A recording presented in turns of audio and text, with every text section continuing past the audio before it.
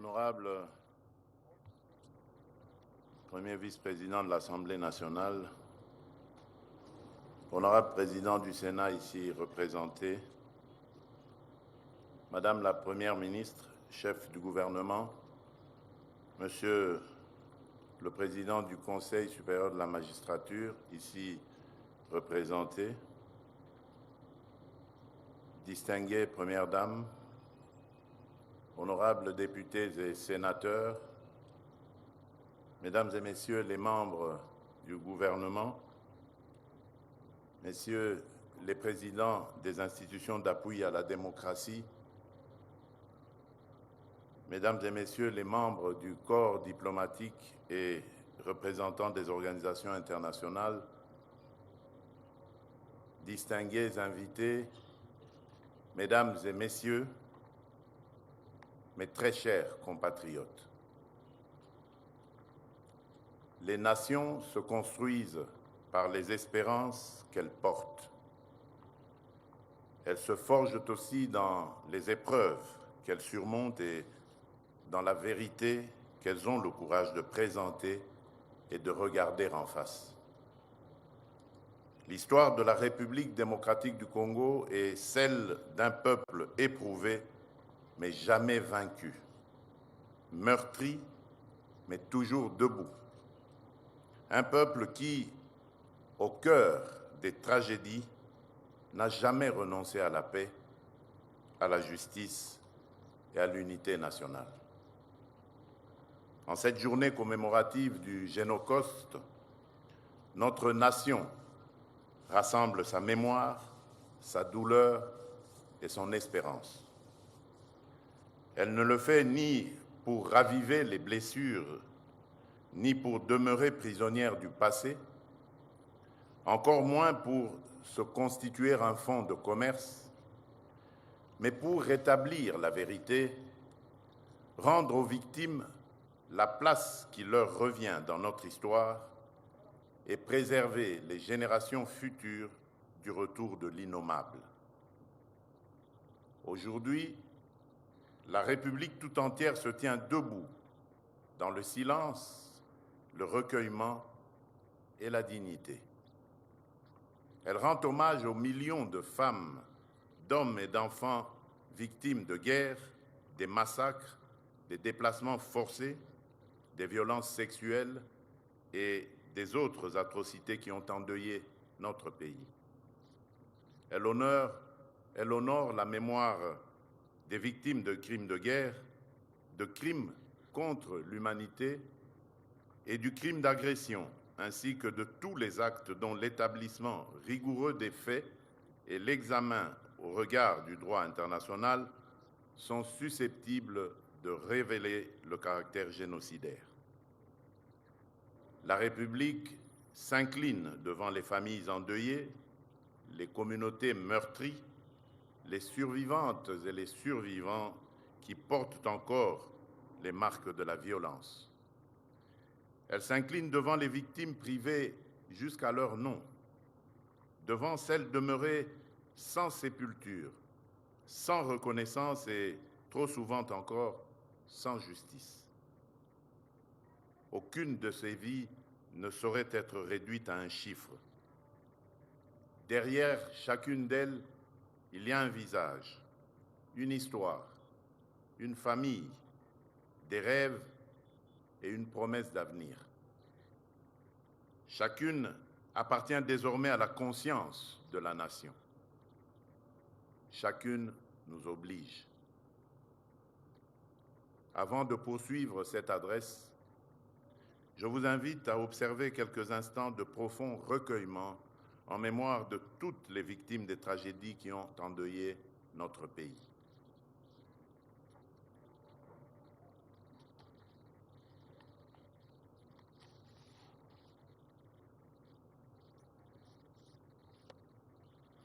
Je vous remercie. Mesdames et Messieurs, distingués invités, mes très chers compatriotes, aucun peuple ne peut bâtir un avenir solide en détournant le regard de son histoire. Pour la nation congolaise, Se souvenir ne signifie pas demeurer prisonnière de la douleur. La mémoire n'est ni le culte du passé, ni l'entretien des blessures. Elle est une œuvre de vérité, une exigence de justice et un rempart contre le retour des atrocités. De Kasika à Makobola, de Katogota à Mwenga, de Shabunda à Kamituga, de Bukavu à Uvira, de Tingitingi à Kalima, de Nyankunde à Kisangani, de Kishiche à Rutshuru, de Kichanga à Bwito, de l'Ituri au nord Kivu, du sud Kivu au Maniema, du Tanganyika au Kasaï, pour ne citer que ces lieux, notre territoire porte les stigmates de violence d'une extrême gravité. Derrière chacun de ces noms, il y a des vies fauchées, des familles décimées, des villages anéantis, des femmes et des enfants martyrisés, des communautés dispersées et des populations entières contraintes à l'exil. Il y a surtout des destins humains qu'aucun chiffre ne pourra jamais résumer. Ces tragédies ne sont pas une simple succession d'événements isolés. Elles s'inscrivent dans des cycles de violence, de prédation, d'ingérence et d'impunité qui ont meurtri notre peuple et fragilisé notre cohésion nationale. Dans plusieurs territoires, les structures traditionnelles et communautaires ont été déstabilisées. Des autorités coutumières ont été assassinées, écartées ou remplacées sous la contrainte afin de désorganiser les communautés et de soumettre les populations à des entreprises de domination contraires à leur volonté et à la souveraineté de notre pays. Face à cette histoire, la République ne peut ni se taire ni se résigner. Elle doit rechercher et établir les faits, recueillir les témoignages, préserver les preuves, identifier les victimes et honorer leur mémoire. Elle doit également transmettre aux générations futures une histoire fidèle à la vérité, affranchie du déni, de la falsification et de l'oubli. C'est de cette exigence nationale qu'est né le Génocoste. À travers le Génocoste, l'État prend un engagement fondamental, ne laisser aucune souffrance congolaise sombrer dans l'indifférence, aucun crime se dissoudre dans l'oubli, aucune victime être ensevelie une seconde fois sous le silence de l'histoire. Cette commémoration n'est dirigée contre aucun peuple. Elle n'est ni un appel à la haine, ni une invitation à la vengeance. Elle ne vise pas à opposer les communautés, ni à imputer à des peuples entiers la responsabilité de crimes commis par des individus, des groupes organisés et des appareils de pouvoir. Elle affirme au contraire une conviction universelle. Il ne peut y avoir de paix véritable sans vérité, de réconciliation durable sans reconnaissance des souffrances, ni de justice lorsque la dignité des victimes est sacrifiée au calcul de l'opportunité politique. Nous devons, dans le même temps, maintenir une distinction rigoureuse entre le devoir national de mémoire et la qualification juridique des faits. Le Génocoste est le cadre mémoriel dans lequel la République honore les victimes des crimes internationaux et des violations massives des droits humains commis sur son territoire. La qualification juridique de génocide relève quant à elle des exigences du droit international. Elle doit être établie par les institutions compétentes sur la base des faits, des preuves et des critères juridiques applicables. Ces deux démarches ne s'opposent pas, elles se complètent. La mémoire recueille, conserve et transmet. Le droit enquête, qualifie les crimes et établit les responsabilités. La mémoire protège les victimes contre l'effacement. La justice protège la société contre l'impunité et la répétition. C'est pourquoi le gouvernement de la République est engagé, sous mon impulsion, à faire progresser avec méthode, constance et détermination ces deux exigences indissociables, préserver la mémoire de notre peuple et faire avancer l'œuvre de justice. Nous le devons à la mémoire de ceux qui nous ont quittés.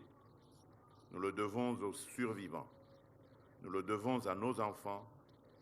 Nous le devons à la République. Mesdames et messieurs, distingués invités, mes très chers compatriotes, cette commémoration revêt cette année une gravité particulière. Alors que la nation se recueille en mémoire de celles et ceux qui furent arrachés à la vie, d'autres familles congolaises subissent encore les massacres, les violences sexuelles, les déplacements forcés, le pillage de leurs ressources et l'accaparement de leurs terres. Une partie de notre territoire à l'est demeure illégalement occupée, tandis que des millions de nos compatriotes vivent dans la peur, le deuil et l'exil intérieur. La République démocratique du Congo reste confrontée à l'agression menée par le Rwanda et ses supplétifs, notamment l'AFC M23. Cette entreprise meurtrière, fondée sur une logique de conquête et de prédation, viole notre souveraineté, menace notre intégrité territoriale et bafoue le droit du peuple congolais à vivre libre et en paix sur la terre de ses ancêtres. Aux victimes d'hier et d'aujourd'hui, aux survivants, aux familles éprouvées et aux communautés meurtries, j'adresse au nom de la nation cet engagement solennel. Votre souffrance ne sera jamais reléguée à l'oubli. Votre dignité ne sera jamais négociée. Votre droit à la vérité, à la justice, à la réparation et à la sécurité sera défendu. Mesdames et messieurs, distingués invités, mes très chers compatriotes, notre histoire nous enseigne que les atrocités ne surgissent jamais sans signe précurseur. Elles deviennent possibles lorsque la violence se banalise, que la haine se propage, que la parole déshumanise, que la prédation s'érige en système et que l'impunité encourage le crime. C'est pourquoi la mémoire ne saurait être un simple regard porté sur le passé. Elle est une exigence du présent et une responsabilité envers l'avenir. Elle nous commande de protéger nos populations, de consolider notre unité nationale, de défendre l'intégrité de notre territoire et de combattre sans relâche le négationnisme, la falsification de l'histoire, la manipulation de l'information, ainsi que toute incitation à la haine et à la violence. En ce jour de recueillement national, je réaffirme solennellement devant la nation et la communauté internationale l'attachement indéfectible de la République démocratique du Congo à une paix juste, durable et vérifiable, fondée sur le droit international, le respect de la dignité humaine, la souveraineté des États et l'intégrité territoriale. Mais que nul ne se méprenne. Notre volonté de paix n'est ni une faiblesse, ni un renoncement. Le peuple congolais a le droit de vivre libre, en sécurité, dans l'unité de sa patrie et dans la pleine maîtrise de son destin. Ce droit est imprescriptible. Il n'est ni négociable, ni révocable. Il appartient à chaque Congolaise, à chaque Congolais et à toutes les générations appelées à leur succéder. Le devoir de mémoire et la défense de notre souveraineté procèdent ainsi d'une même exigence: protéger la vie, établir la vérité, rendre justice, préserver la dignité humaine et garantir à notre peuple la paix à laquelle il aspire légitimement. Mesdames et messieurs, distingués invités, mes très chers compatriotes, le devoir de mémoire ne saurait se réduire à une invocation. Il doit prendre corps dans l'action publique, s'inscrire dans la durée et s'appuyer sur des institutions solides, une législation adaptée, des réparations effectives, une recherche indépendante et une transmission organisée aux générations futures. C'est dans cet esprit que, fidèle à l'engagement pris envers la mémoire sacrée de nos millions de victimes, j'avais annoncé le 2 août 2025 la création du Musée national du Génocauste. Un an plus tard, cet engagement entre dans sa phase de concrétisation. Les études préparatoires sont engagées et les travaux de conception progressent. Ce musée aura pour vocation de préserver les archives, les témoignages, les preuves matérielles et les travaux scientifiques relatifs aux crimes internationaux commis sur le territoire de notre pays.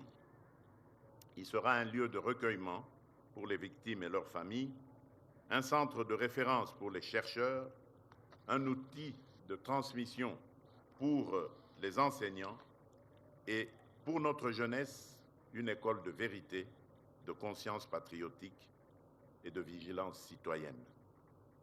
Il ne sera donc pas seulement un édifice, il sera un sanctuaire de la mémoire nationale, un lieu de connaissance et un rempart contre l'oubli, la falsification de l'histoire et la répétition des tragédies qui ont endeuillé notre peuple. J'enjoins au gouvernement et aux structures techniques compétentes de poursuivre la réalisation avec détermination et célérité. Sa conception devra associer les services de l'État, les institutions scientifiques et universitaires et culturelles, les spécialistes de la mémoire ainsi que les représentants des victimes et de leurs familles. Cet ouvrage devra donc répondre aux standards les plus exigeants en matière scientifique, muséographique, architecturale et technologique.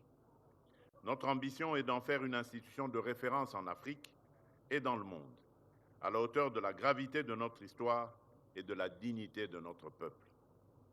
Dans cette même dynamique, j'invite le Parlement à finaliser les textes nécessaires afin de mieux adapter notre cadre juridique aux exigences de la justice transitionnelle, à la protection de notre patrimoine mémoriel et à la lutte contre le négationnisme, la falsification de l'histoire, ainsi que les discours qui banalisent, préparent ou justifient les violences de masse. J'attends également du gouvernement qu'il poursuive résolument la mise en œuvre de la stratégie nationale d'appropriation du Génocauste et de plaidoyer en faveur des victimes et qu'il lui garantisse dès le prochain exercice budgétaire les moyens humains, techniques et financiers nécessaires. Cette stratégie constitue désormais notre cadre de référence en matière de mémoire, de reconnaissance, de justice et de réparation.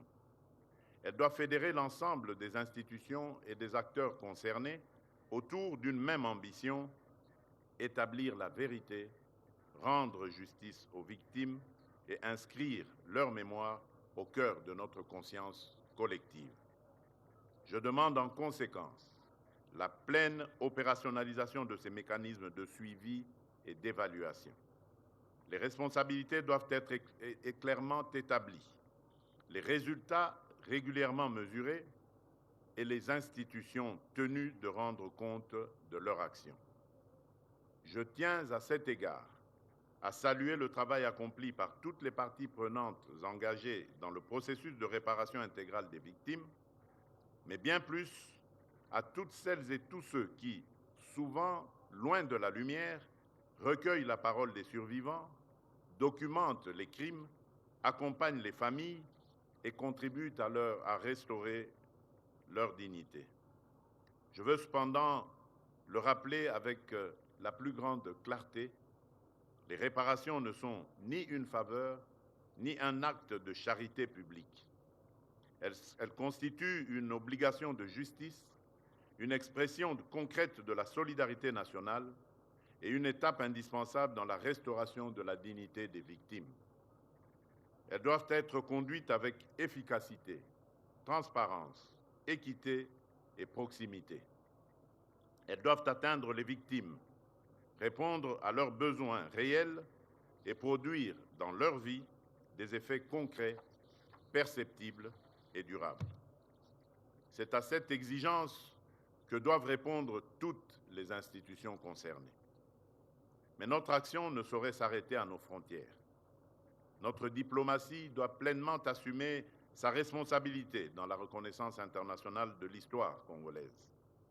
Cette reconnaissance ne résultera ni d'une indignation passagère, ni de la seule évocation de nos souffrances. Elle se construira par la rigueur scientifique, la conservation des preuves, la qualité de la documentation, le dialogue avec les institutions internationales et la constance de notre plaidoyer. J'appelle donc nos missions diplomatiques et consulaires à porter avec méthode et détermination cette diplomatie de la mémoire, de la vérité et de la justice.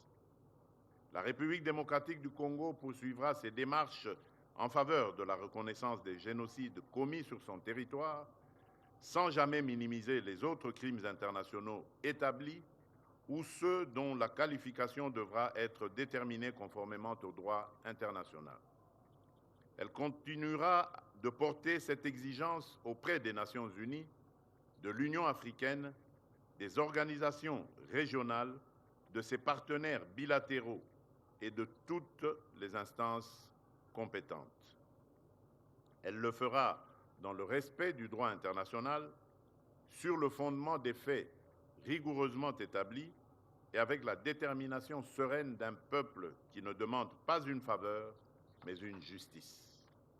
Notre démarche ne vise ni à opposer les peuples, ni à instaurer une concurrence entre les mémoires. Aucune souffrance ne doit être instrumentalisée contre une autre. Aucune mémoire ne doit se construire sur l'effacement d'une autre.